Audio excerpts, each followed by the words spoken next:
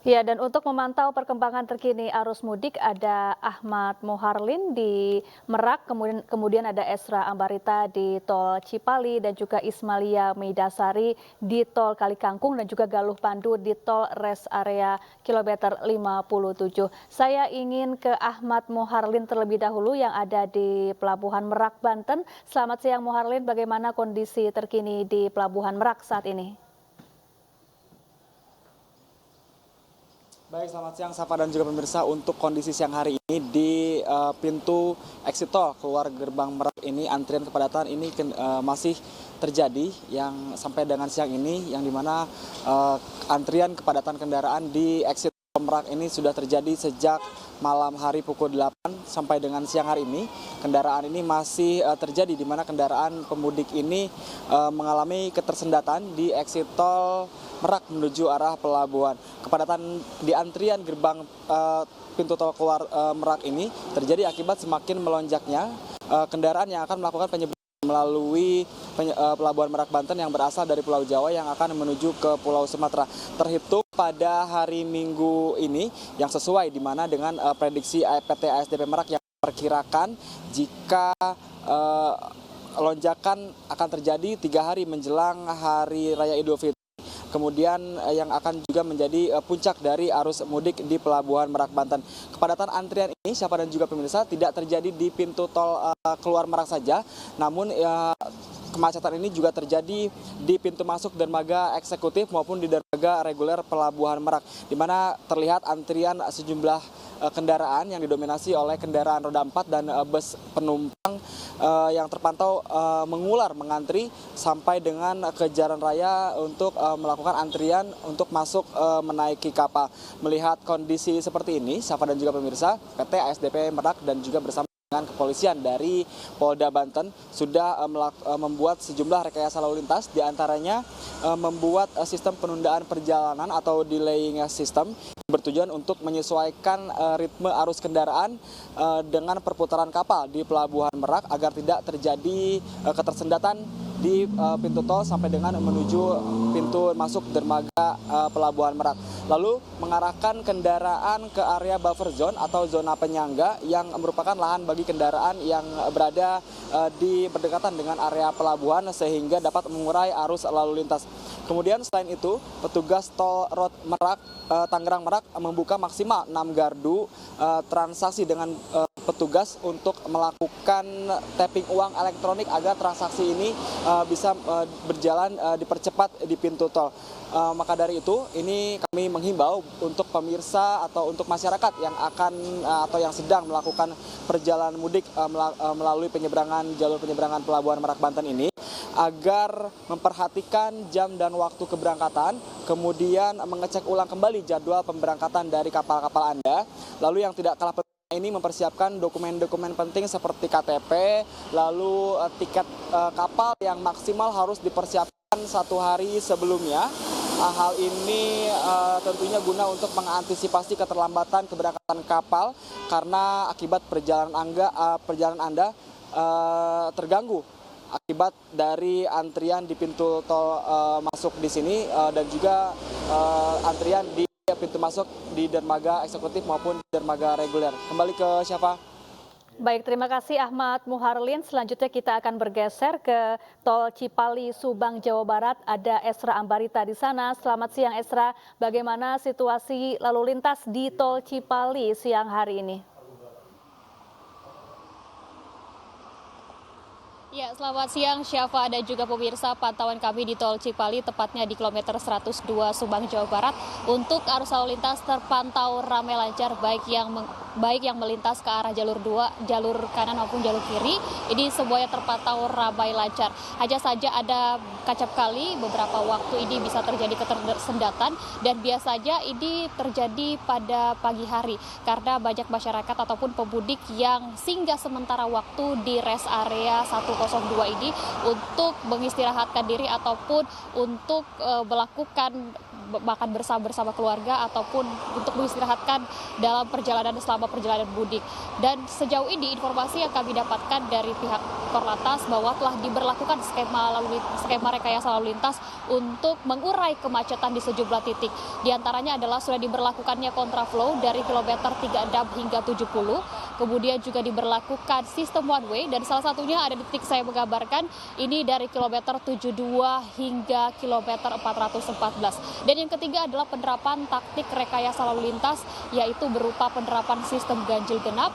Ini diberlakukan di kilometer 0 hingga di kilometer 414. Kendati demikian dari pihak kepolisian menekankan bahwa ini diberlakukan rekayasa bersifat situasional atau tergantung dari keadaan volume kendaraan yang ada ketika melakukan perjalanan mudik. Dapat kami informasikan pula bagi pemirsa atau bagi masyarakat bahwa saat ini yang cukup ditekankan dari pihak kepolisian adalah untuk tidak berhenti di bahu jalan. Karena kerap kali kami perhatikan sedari pagi tadi masih ada saja para pemudik yang menggunakan bahu jalan untuk beristirahat beberapa waktu. Karena polisi sudah melakukan pelarangan, ini sangat membahayakan keselamatan bagi para pengendara. Apabila pemirsa ataupun masyarakat hendak melakukan perjalanan mudik, kemudian hendak beristirahat untuk memulihkan tenaga, ada baiknya terus dihimbau untuk beristirahatlah di sejumlah rest area yang sudah disediakan. Salah satunya berada di tempat saya mengabarkan yakni di rest area 102 yang mana di sini tersedia sejumlah fasilitas yang terbilang lengkap, mulai dari penyediaan tempat makan, toilet, kemudian juga penyediaan fasilitas posko pengamanan, tempat untuk berteduh, dan bahkan ada fasilitas untuk si kecil bermain dalam memulihkan tenaga sebelum melakukan perjalanan mudik. Tentunya hal ini dilakukan untuk memastikan bahwa pengemudi ini bisa menjaga staminanya, kemudian memastikan kendaraan dalam prima sebelum melakukan perjalanan, dan tujuannya adalah tentunya supaya pemudik bisa berjalan dengan selamat hingga berjumpa dengan sanak saudara dengan senang. Demikian, kembali ke Anda, Syafa. Baik, terima kasih Esra Ambarita. Selanjutnya kita akan ke Ismalia Meidasari yang ada di Tol Kali Kangkung. Ismalia, seperti apa kondisi terkini di sana?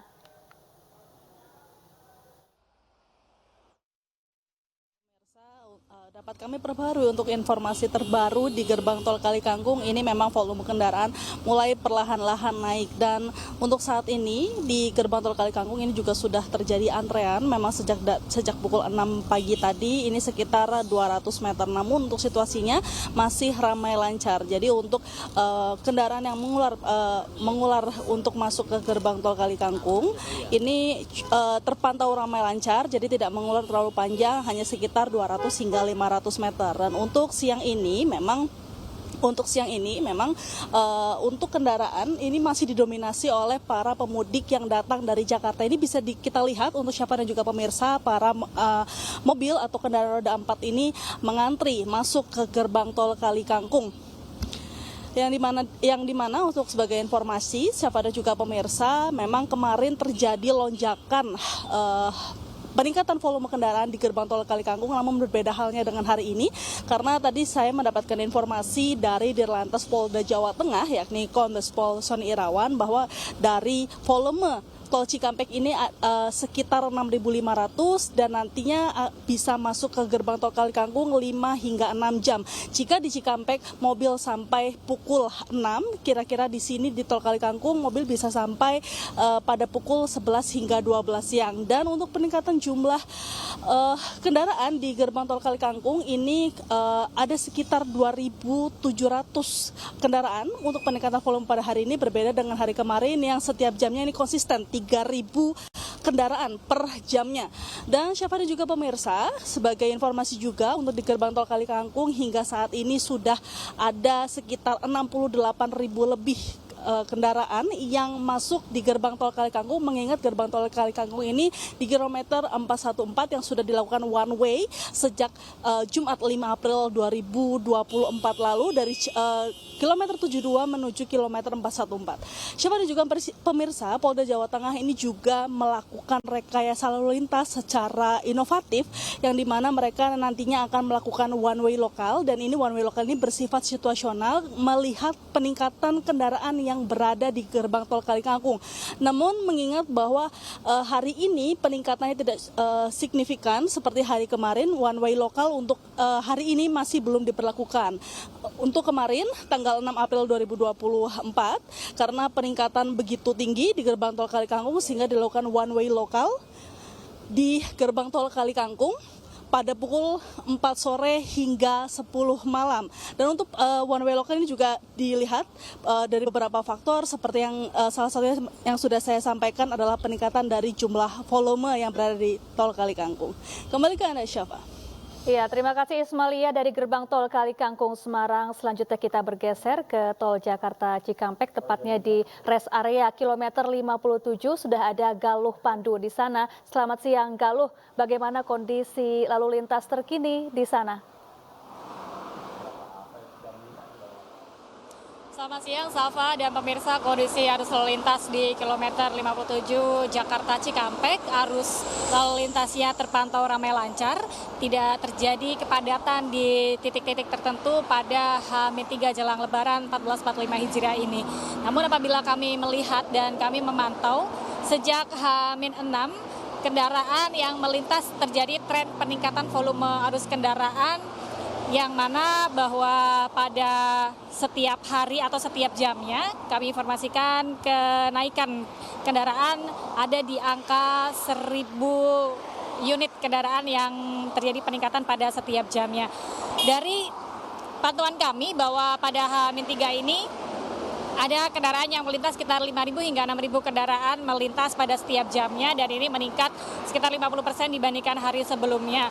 Dan puncak arus mudik sudah terjadi pada 5 April 2024 lalu, yang mana sempat terjadi kepadatan juga di rest area 57 Karawang ini, dan sempat ditutup selama 10 menit karena tidak mencukupi dari sisi keterisian kuota kantong parkir yang ada di rest area 57.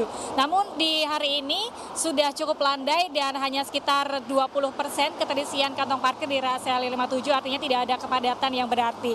Adapun waktu-waktu favorit yang digunakan warga untuk menghampiri atau beristirahat di rest area 57 sebagai rest area pertama setelah turun dari MBZ adalah waktu usai jam maghrib atau saat waktu berbuka puasa. Dan juga beberapa hal yang perlu diperhatikan, banyak masyarakat yang melakukan atau berangkat untuk melakukan perjalanan mudik setelah maghrib atau setelah melakukan sholat tarawih, artinya sekitar pukul 7, maka di rest area 57 ini akan terjadi penumpukan mulai dari sekitar pukul 9 malam, dan volume kendaraan akan terjadi peningkatan yang paling padat di waktu-waktu tersebut dari mulai jam 9 malam sampai jam 3 pagi. Sehingga kami himbau warga untuk melakukan perjalanan mudik di luar jam setelah berbuka puasa atau setelah melakukan sholat tarawih maupun di luar jam setelah melakukan sahur. Dan Anda bisa melakukan perjalanan mungkin pada pagi atau siang hari, karena pada waktu-waktu tersebut kendaraan cukup lengang sehingga Anda akan terhindar dari kemacetan. Adapun sejauh perjalanan dari tol Jakarta Cikampek maupun dari gerbang tol Cikampek menuju ke Kalikangkung ini masih cenderung lengang, hanya terjadi kepadatan di wilayah Cipali saja. Kontraflow masih terus diberlakukan dari kilometer 36 sampai kilometer 70, dan one way masih dilakukan dari kilometer 72 Cikampek hingga kilometer 414 Kalikangkung. Sementara itu dapat kami informasikan kembali ke Anda, Safa. Baik, terima kasih Galuh Pandu dari tol Jakarta Cikampek. Tadi sebelumnya juga ada Ismalia Meidasari dari gerbang tol Kalikangkung Semarang, kemudian Esra Ambarita di tol Cipali Subang Jawa Barat, dan juga Ahmad Muharlin di Pelabuhan Merak Cilegon Banten. Terima kasih, selamat bertugas kembali dan tetap jaga kesehatan serta keselamatan.